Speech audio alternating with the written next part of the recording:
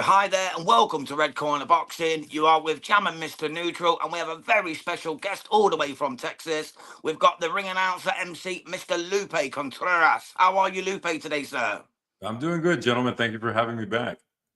Absolute pleasure, mate. Absolute pleasure. You're a true gentleman for coming back on. We really appreciate it.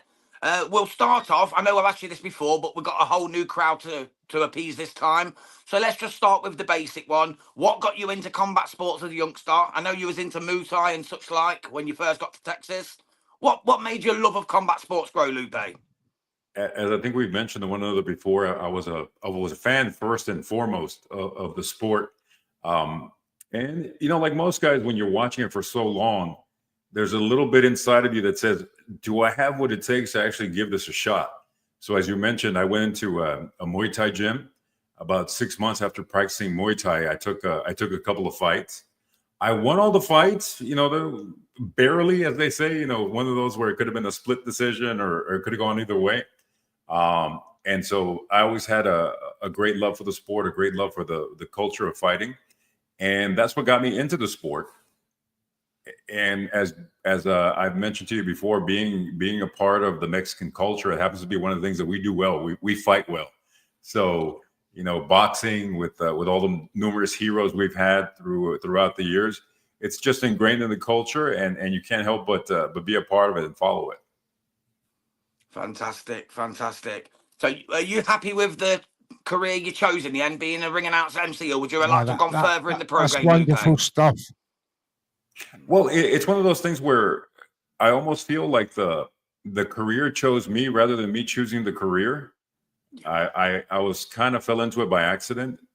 I won a contest to become a ring announcer, and I thought it would be a case of maybe one or two fights they would let me do, give me a T-shirt and a poster for me to hang at home, and one for the memory book. But it just kind of snowballed from there. Opportunities kept pursuing me, and they kept coming up for my attention and for me to take advantage of them. And so I did. And so, I've always said it sort of found me as opposed to me finding the profession itself. But I am happy. I'm happy with the way things have gone. It's provided a nice livelihood for me. It's provided a lot of travel, a great chance to meet, a lot of people, like you guys. If it wasn't for the sport, I wouldn't have two friends now in the UK. That's it, mate. Mr. Neutral, I believe you've got some questions for Lupe. You want to fire off real quick? I do. I have many, and I hope to God you've got some time with us, Lupe. It's fantastic to have you on Red Corner Boxing with me. Oh, Mr. Neutral there. Jam's Boxing Chat. Absolutely tremendous. But I have to ask you. You mentioned, are you losing me? Yeah, we're losing you, mate. You sound really bad, Mr. Neutral. Do you want to drop back out and come back in, brother? All right, I'll duck out. Give me 1 minute and I'll be back in. Yeah, lovely, mate. No worries. Well, just while Mr. Neutral's gone, Lupe, sorry about that, mate. It happens on these live shows. Yeah, no problem. Technical difficulties, man. Yeah, it happens, bro. It happens. You was at Lester Martinez fight the other night. Was you the announcer on Pro Box there? What did you think? We had a great crowd. We were in San Bernardino, California, which is Southern California. Huge boxing culture there. The crowd was fantastic. One of the things that really gets people enthused is if they have a connection with the fighter. Lester Martinez is from Guatemala, who, they have a lot of stars in soccer or football, as you guys call it, but not too many in combat sports. And for him to be making a name for himself in combat sports and boxing in particular, it's something that people really get behind. You had all the flags going in the crowd. You had people really proud to have a countryman in the ring representing them. And I think it really came across when you saw it on television there. Yeah, it was an amazing show. And you've got another one announced soon as well, ain't you, on Pro Box? What's the next one coming up, Lupe? The next one, we have one coming up this Saturday night. We're going to be in Philadelphia. We have Ricardo Salas against a Puerto Rican by the last name of Cruz, who will be fighting there on the show. Both guys have very, very stellar records. As you know, the motto of Pro Box TV is there's 50-50 fights every time we get them out there. As you mentioned, with the Lester Martinez fight, both of those guys were undefeated. And for them to take such difficult matchups so early on in their career, it's a testament to what pro box is all about. We want to find out what you got. We want to find out now. We don't want to wait, 5-6 years down the road. And I think it serves both the fans and the fighters as well. Find out what you got now, as opposed to letting it go too far and perhaps you've hitched your wagon to something that maybe isn't for you. Yeah, I was going to give an example then, but I'll get slaughtered by the Americans. I was going to say like Tank Davies against Lamont Roach. Everyone pinned their hopes on him being the next big thing, and then Lamont Roach shows the blueprint on how to beat him. That didn't it's go one of those down things too where well. in boxing you never know till you actually get in there. You have so many guys with these stellar records, and it's all about who you fought. There's also guys that some guys that we have on Pro Box, whom perhaps their records don't look that fantastic. They're not shiny, sparkly records. But when you look at their list of opponents as to who they've actually fought, that's when you really see, man, these guys have fought undefeated prospect after undefeated prospect. They took short notice fights against, former Olympians, former, amateur standouts.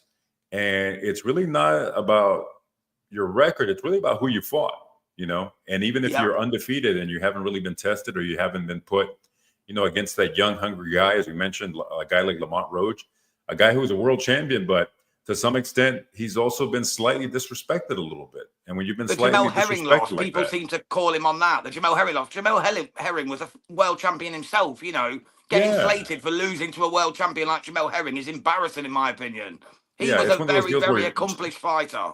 Just because you're not a household name doesn't mean you're a talented individual. And I think that's where a lot of people make the mistake in combat sports, is just because you haven't heard of me, that just means I haven't gotten the push by a certain promoter. I haven't had the push by, the media. I don't have that social media persona. Yeah. But you're going to find out what I'm all about inside of this ring now. Yeah, definitely. That's like you said, that's the beauty of Pro Box. Like they say, it's 50-50 fights. So we're going to see some exciting stuff. Are you excited for the rest of this year and going into next year, being the Pro Box MC ring announcer? I am. It's kind of a beckoning back to the days on the first series that I started, which was Solo Boxeo on Univision.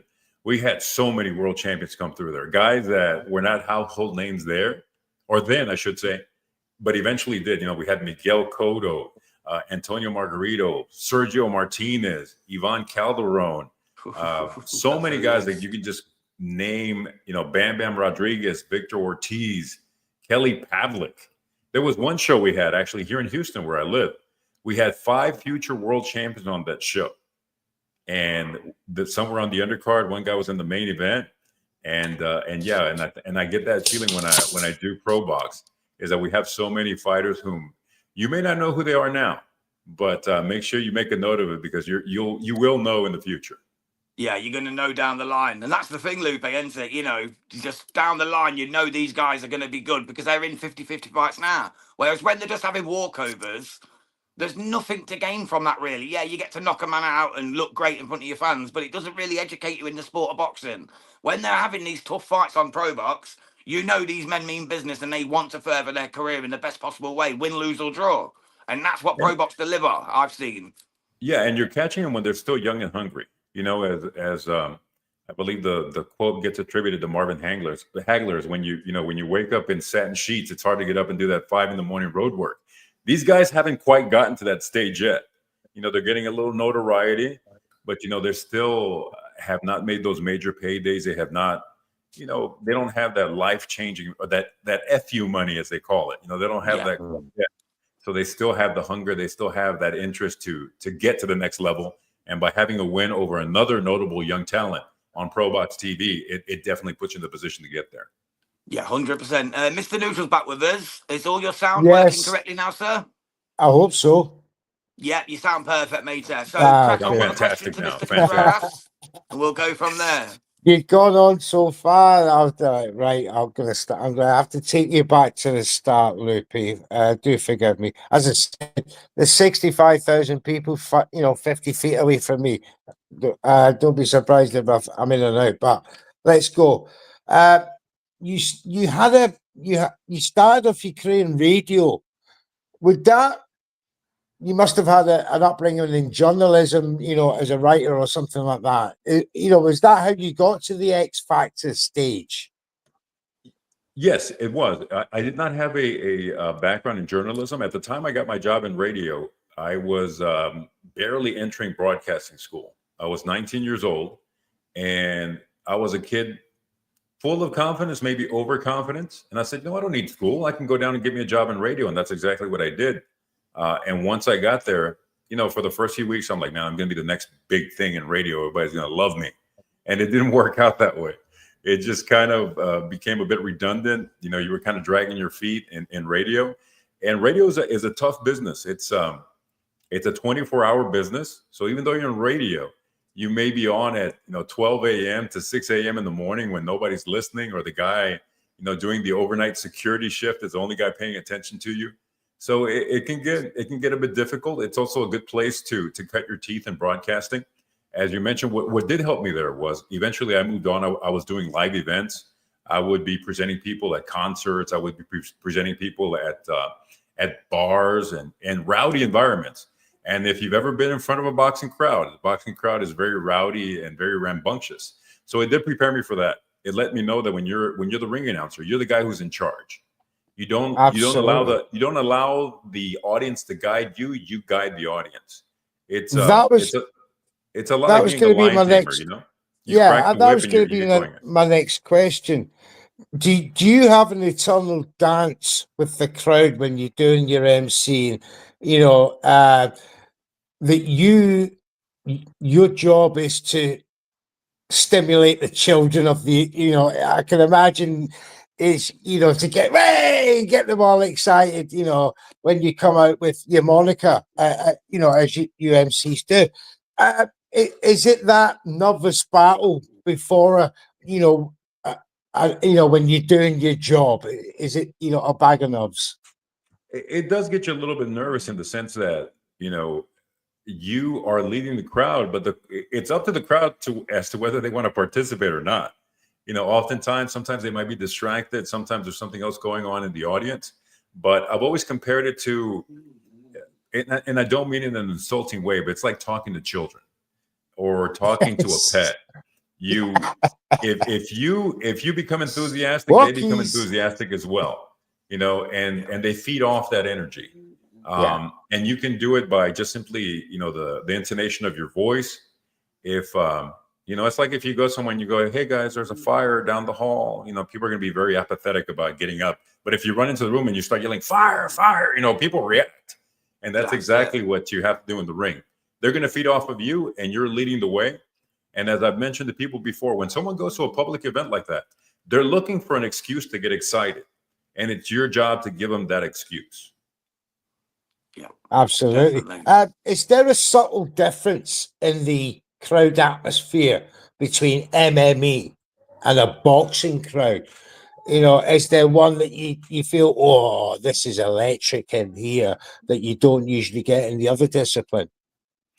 There is a difference. It's even though a lot of people compare the two sports, it's like comparing, football and American football. Even though they both are played in a similar type of arena, things are different. The crowds are different. The atmosphere is different. And the same can be said for an MMA and a boxing crowd. Typically the MMA crowd, it's almost like they're at a rave. They come early, they stay the whole time, and they really, really are just looking for a party. It's a party with a fight going on in the middle. The boxing crowd tends to be a little bit more late arriving. It tends to be an older crowd. And also oftentimes, I don't know why anyone would do this. I mean, if you're paying, the exorbitant amount of prices you pay for a boxing match in Vegas or New York, why do you only come for the main event? Get there at 4:00 when you got the prelims going on and enjoy every single one of the fights. And I think oftentimes that's why people say, man, I paid all this money and the fight wasn't great. Well, one of the fights wasn't great. If you had gotten there at 3 p.m, you would have seen a vicious KO early on. You would have seen a war. The other 9 were good. Do you know what I mean? The other 9 were exactly. good. The whole night is never bad. One mate, of the I'm there before bad, the doors even open. I'm there before the doors open. I'm the first one in there, mate. I'm waiting at the doors before they're open. One of my jokes during when the shows went through the pandemic, for many years, I was the backup guy for Michael Buffer. So Michael Buffer would come in for the main event of the co-feature. And I would be the guy that would be there at 3 o'clock in the afternoon when the arena was completely empty. And we had many shows like that during COVID. And they said, "Are you going to be okay with this?" I said, "What are you talking about? This is what I've been doing my entire career. I was built for this. I've been announcing it in front of empty arenas at 3 o'clock in the afternoon in Las Vegas for years. This is nothing to me." So I had been quite prepared for Does it mess that. with your energy though, Lupe? Does it do you feel sometimes a little bit flat before you go on, or you always got the same energy because you're doing it? Or does I try to give the it the crowd same not being energy. there make you feel a little bit flat? I try to give it the same energy out of respect for the fighters. Yeah. Even though there's no one there, this may be the only time this guy gets to fight in Vegas. This may be the only time this guy gets to fight at Madison Square Garden or the Mandalay Bay or the MGM. So out of respect to them, I give it all I've got. I give it a main event intro. Obviously, there's not going to be a reaction from the crowd, but for him, I owe it to him to get him as excited as possible. And it's that's one of the things that I always take as a compliment when I'm announcing the fighter and I can see the energy in him building in the corner. He's getting so excited to either hear his name or he realizes, he's making his pro debut. The pro debut is about to happen. And when I see them just, start hitting their chest or jumping up and down, that really gets me excited. And to me, that's the ultimate compliment. When you see a reaction from a fighter like that, I realize, man, I did my job. Yeah, thank you, Lupe. What's your thoughts on Ortega versus Chavez WBA title fight on ProBox TV? It was one of the worst robberies this year, says Hawkins Ringside Live. It's one of those things where I always try to go into with an open mind as far as who won the fight. Obviously, when you're looking from the outside, you see Chavez really, really outworking, Ortega. There were some subtleties when you go back and look at it and you see, okay, I can see why a judge perhaps would give, Ortega more credit in this round than that round. And what I've always said for the judges is the fact that they only get one shot at it. We have the chance to go back and review and maybe run it back and then say, oh, perhaps they could have done this or could have done that. I thought it was a very close fight. In my opinion, I did think Chavez won it. I don't know if I was swayed by the fact that it was a very pro-Mexican crowd in the arena. And sometimes that can kind of sway your opinion. So definitely the crowd was cheering for her. And I think the crowd reaction also perhaps made it a little bit more egregious than perhaps the scorecards really were, because the scores were fairly close. But the crowd reaction, I think that kind of put that little edge on it that made it a little bit more controversial than perhaps it might have been. Yeah, for sure. Mr. Neutral, have you got any more questions to ask Lupe? Because we've been 18 minutes in. I promised him only 15, so. I've got all the time in the world, man. Take your time. All right. Oh, bless you, Lupe. Thank you. Going back to your roots once more, you were born obviously here, a stone's throw away from the border, and you grew up. I think I've seen somewhere that you watched Chavez fights as a young man. Your father, I would assume, was a big Chavez fan. Your uncles and your whole family, I would imagine.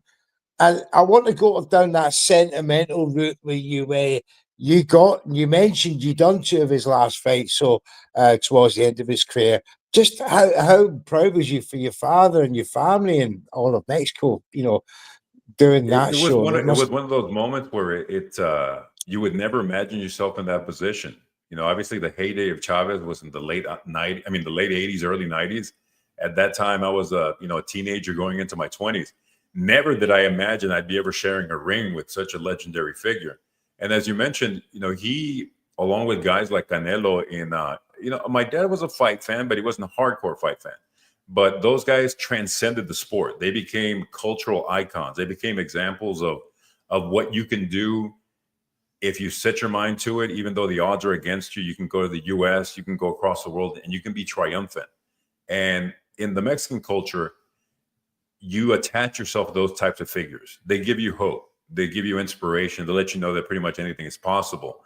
So really, that's what he became. He became more of a cultural inspiration, even more so than just an athlete. But back to your question, to be there with him, sharing the ring in his final 2 bouts, it's really one of those moments where you have to really pinch yourself. You look across the ring and you realize, man, I'm in there with these people. And part of you is proud. Part of you feels like, man, I've made it. And then part of you is like, wow, what am I doing here? How did I land in this position? but you can't let the moment be too large for yourself. You got to live up to the moment. And also when you're there, you have to realize this is what I wanted. This is what I've asked for. Now that I'm finally here, it's my opportunity to take advantage of it. And I have to do what these people expect of me, which is, try to do the best intro I possibly can and get rid of the butterflies, Yeah. You mentioned again another thing I've seen an interview that you did. You were describing the subtle cultural nuance differences between the Mexican fighters, an all Mexican fight, and a few of them that you have commentated on.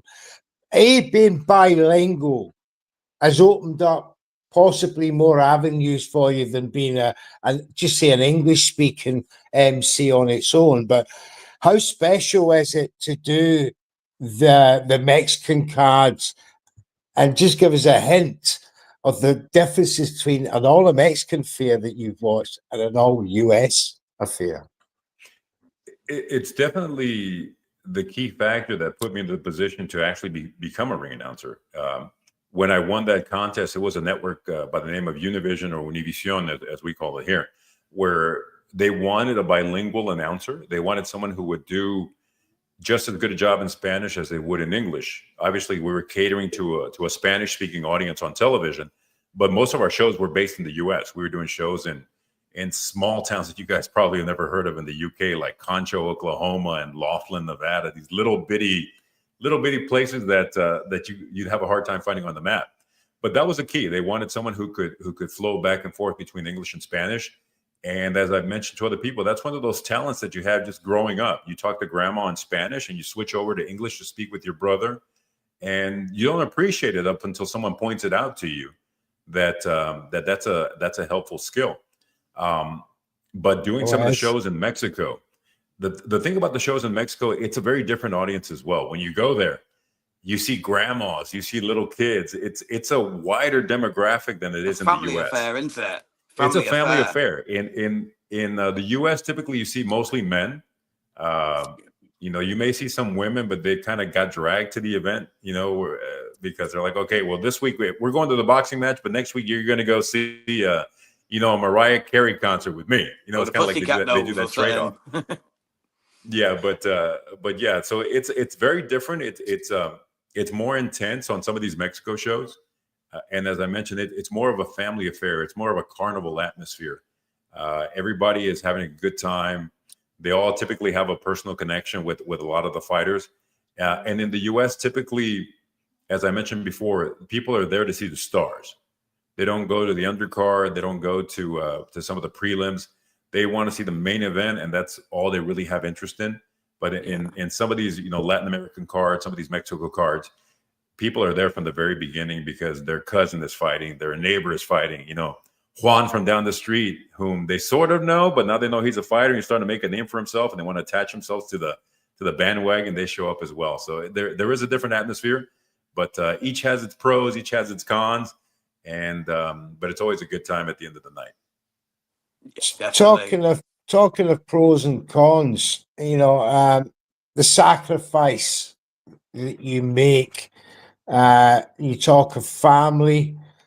When you're doing your job is when other families are watching you. How much of that is do you get, do you work your way around that with family time? It is tough. As you mentioned, our jobs are on Friday, Saturday, our weekends are Monday through Thursday. It can be a bit, with family, it's not so hard. If you're dating someone and you got a significant other that doesn't quite understand that concept of it, I'm sure you guys have had, where your girlfriend makes plans to go to a party on Saturday night, in June. And I'm like, I can't commit to that. There's a big fight going on in Madison Square Garden. I can't say no. And they have a hard time understanding that. With the family as well, as you mentioned, I've missed a lot of birthdays. I've missed graduations. One of the big celebrations we have in the Mexican culture is a quinceañera, which is like a coming out party. Rite of passage.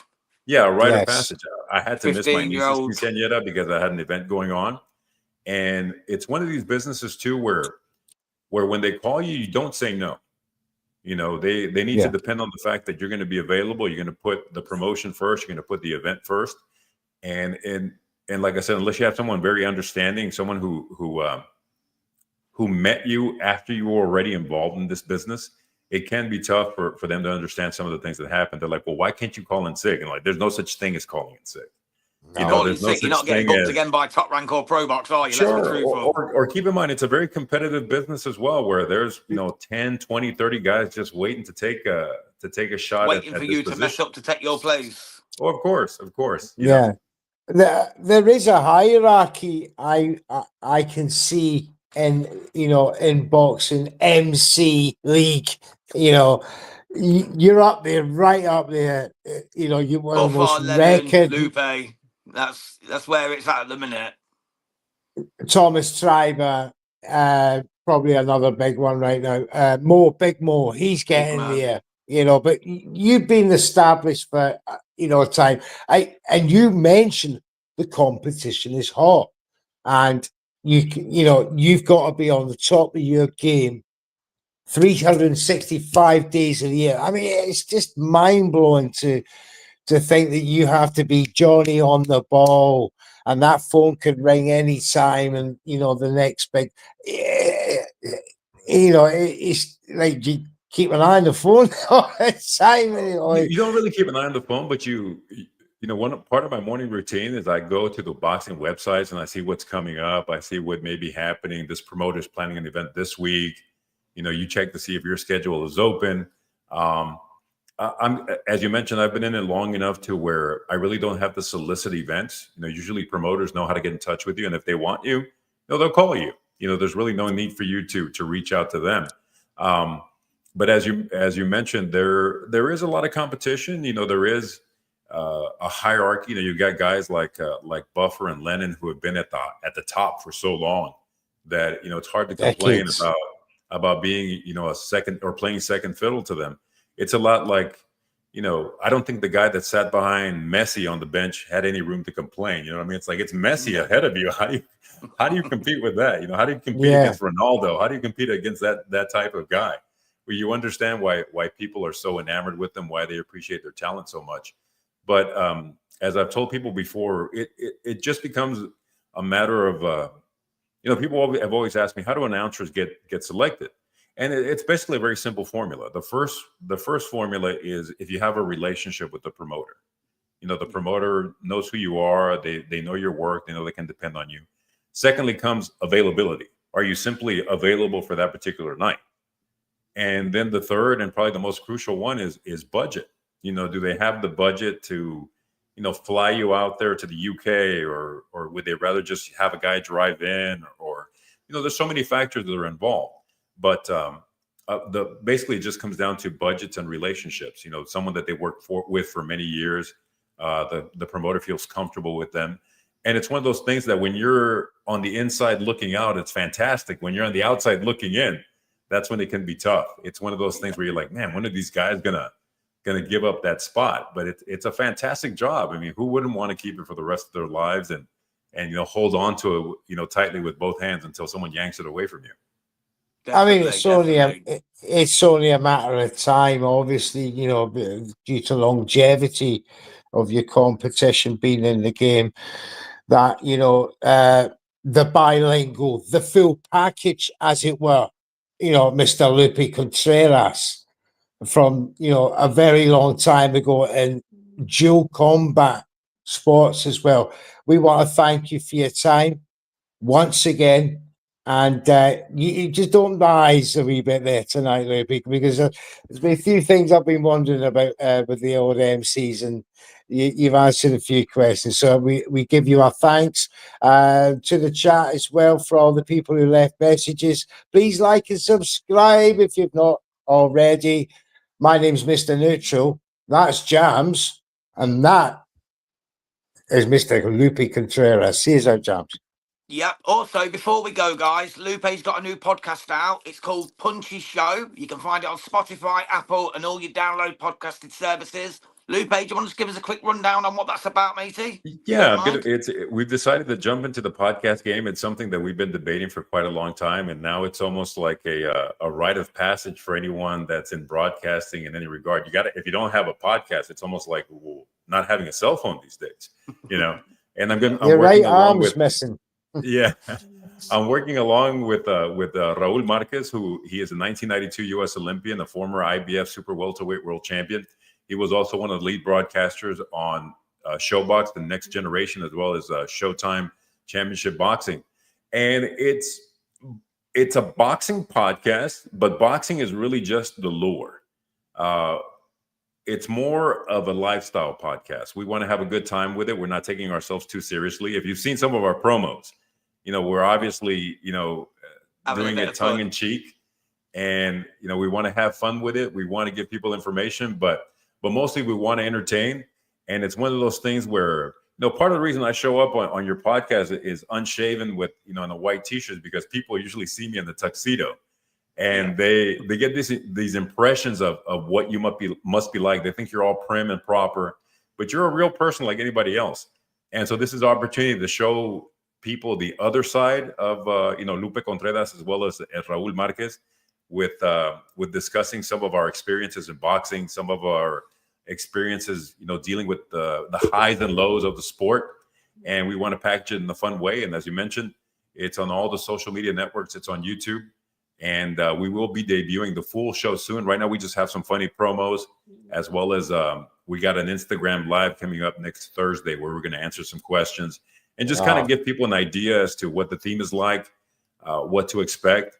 And if you think you know us, you're going to see a different side of us, and you're going to see a fun side that we don't get to show when we're being all prim and proper on inside the ring or in front of the camera.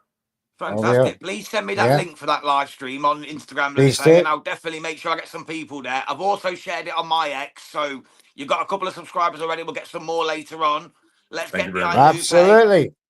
And we will get this sorted. We'll get some massive punchy show boxing going on. That'll be amazing. So thank you so much, Lupe Contreras, for joining us. Mr. Neutral, as always, God bless. This has been Red Corner Boxing. Hit that subscribe button, and we will see y'all soon.